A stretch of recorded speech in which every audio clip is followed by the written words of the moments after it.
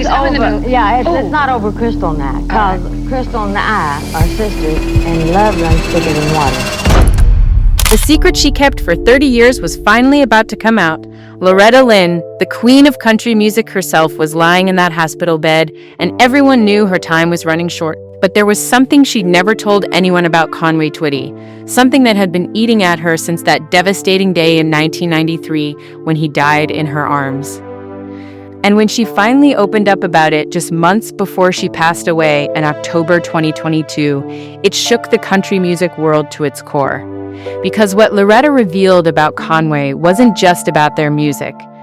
It was about love, heartbreak, and the price of fame that nobody talks about. You see, for decades, people whispered about whether Conway and Loretta were having an affair. Everyone could see that chemistry on stage. The way they looked at each other during the "After the Fire Is Gone." The way their voices melted together like they were meant to be, but the truth was so much more complicated than anyone imagined. See, back in 1993, Conway was supposed to be the one who lived forever. At 59, he was still touring, still making hits, still that smooth-talking Mississippi man who could make any woman's heart flutter with just a "Hello, darling." But fate had other plans. On June 5th, 1993, Conway was performing in Branson, Missouri when he started feeling sick, real sick. He had this terrible pain in his stomach, and by the time they got him to the hospital in Springfield, Missouri, everyone knew it was bad. And here's where the story gets crazy. Loretta Lynn just happened to be at that same hospital visiting her husband Doolittle, who was also sick at the time. Talk about coincidence, right? Or maybe it wasn't coincidence at all. When Loretta found out Conway was there, fighting for his life, she rushed to his bedside, and according to what she revealed before she died, Conway looked up at her with those famous eyes and said something that changed everything. He told her he loved her, not as a duet partner, not as a friend. He told her he'd been in love with her for over 20 years, but he never said anything because they were both married, they both had families, they both had reputations to protect. Can you imagine? All those years of singing together, traveling together, creating magic on stage, and he'd been carrying this secret the whole time. But here's the thing that made it even more heartbreaking. According to Loretta's final confession, she'd felt the same way. All those songs about forbidden love, about affairs, about wanting someone you couldn't have, they weren't just acting. They were singing their own story. Every single duet was like a confession they were too scared to make in real life. After the Fire Is Gone wasn't just about some fictional couple. It was about them, sitting in that studio, looking at each other, knowing they had feelings they couldn't act on. Now, let me tell you about how this whole partnership even started, because the origin story is just as dramatic as everything else. Back in 1971, Conway was already a huge star. He'd started in rock and roll, had that massive hit, "It's Only Make Believe," then switched to country and was absolutely dominating the charts. Loretta was making her mark too, with Coal Miner's Daughter and all those sassy songs about putting men in their place. They were both working with producer Owen Bradley. And one day, Bradley had this crazy idea. What if these two powerhouses sang together? Everyone thought Owen had lost his mind. Conway was this smooth, romantic balladeer. Loretta was this feisty, tell-it-like-it-is coal miner's daughter. How could they possibly work together? But when they got in that studio and started singing, "After the Fire Is Gone," something magical happened. Their voices didn't just complement each other, they completed each other. Conway would sing about being lonely in his marriage, and Loretta would answer back with her own pain. It was like they were having a conversation that married people all over America were afraid to have. The song went straight to #1, and suddenly Conway and Loretta were the hottest duo in country music. They recorded 11 albums together between 1971 and 1988, 5 #1 hits, 4 consecutive CMA Duo of the Year awards. They were unstoppable. But behind all that success, there was this tension, this thing they couldn't talk about, this elephant in the room that made their music so incredibly authentic. Because here's what people don't realize about Conway and Loretta's music. Those songs about cheating, about wanting someone you can't have, about love after the fire is gone, you weren't just songs to them. They were therapy sessions. They were the only way they could express what they really felt without destroying their marriages and their careers. When Conway sang Lead Me On and begged her to love him just one more time, when Loretta sang back about how wrong it was, but how right it felt, that was real. That was them working through their feelings the only way they knew how. And the audiences could feel it. That's why people were so convinced they were having an affair. That chemistry wasn't manufactured. It was real attraction, real emotion, real love that they could only express through music. Every time they performed together, it was like watching two people have an emotional affair, right there on stage. The sexual tension was so thick you could cut it with a knife. Their manager at the time later admitted that he had to keep them separated when they weren't performing, not because they were doing anything inappropriate, but because the temptation was so strong. Conway would find excuses to visit Loretta in her dressing room. Loretta would linger after rehearsals just to talk to Conway. They were like magnets drawn to each other, and everyone around them could see it. But they never crossed that line. Never, because both of them came from a generation where marriage meant something. Conway was married to Dolores Virginia Henry, and they had 4 children together. Loretta was married to her Doolittle, and despite all his flaws, and trust me, Doolittle had plenty of flaws, she was committed to that marriage.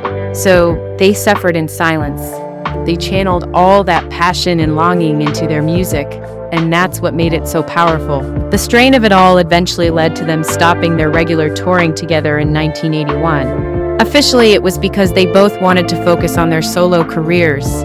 But according to Loretta's deathbed revelation, it was because the feelings were getting too strong. They were afraid of what might happen if they kept spending so much time together, so they held back. They still recorded together occasionally, still performed together at special events, but the regular touring, the constant proximity, had to stop.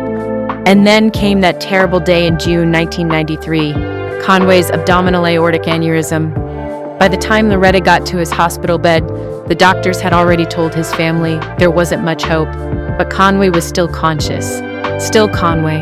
And in what Loretta described as the most heartbreaking moment of her life, he finally said what he'd been holding back for over 20 years. "Loretta," he whispered, "I need you to know something. I loved you, really loved you, more than just a singing partner. I know it wasn't right, but I needed you to know." And Loretta, this tough-as-nails woman who'd spent her whole career singing about standing up for herself, just broke down. She told him she'd loved him too.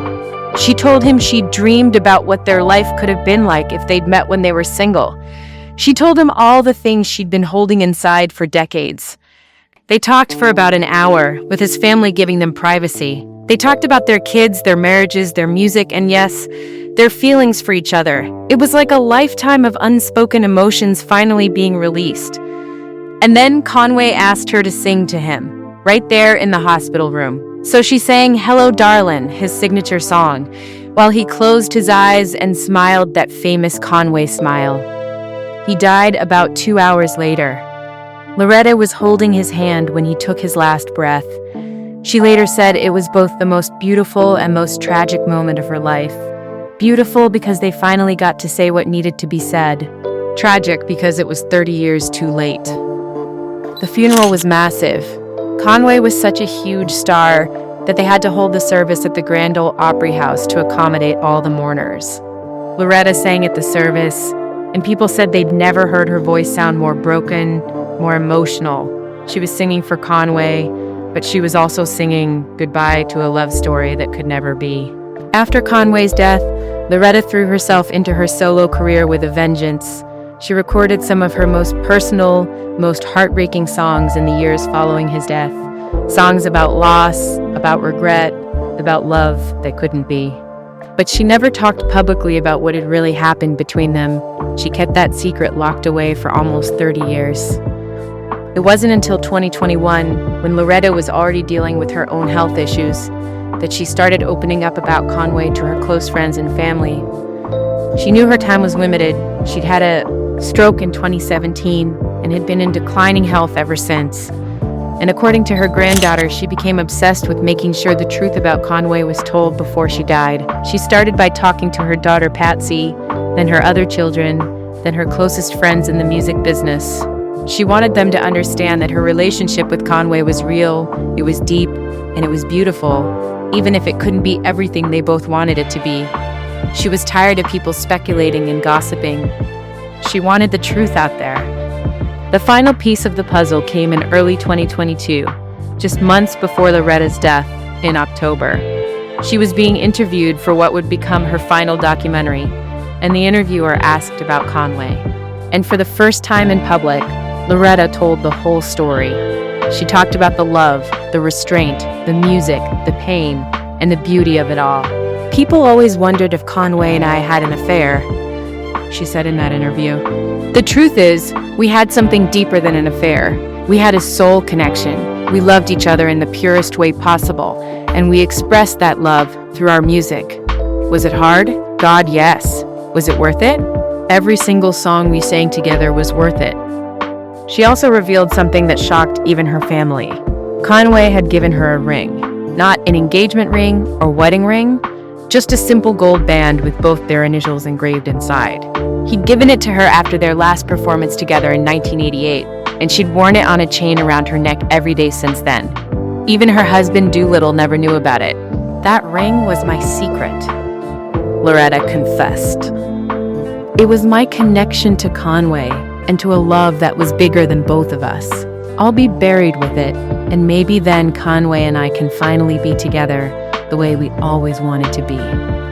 And true to her word, when Loretta Lynn was laid to rest on October 8th, 2022, at the Lynn family cemetery in Butcher Hollow, Kentucky, she was wearing Conway's ring. Her family made sure of that. It was her final wish, her final declaration of a love that had defined her life and her music for over 50 years.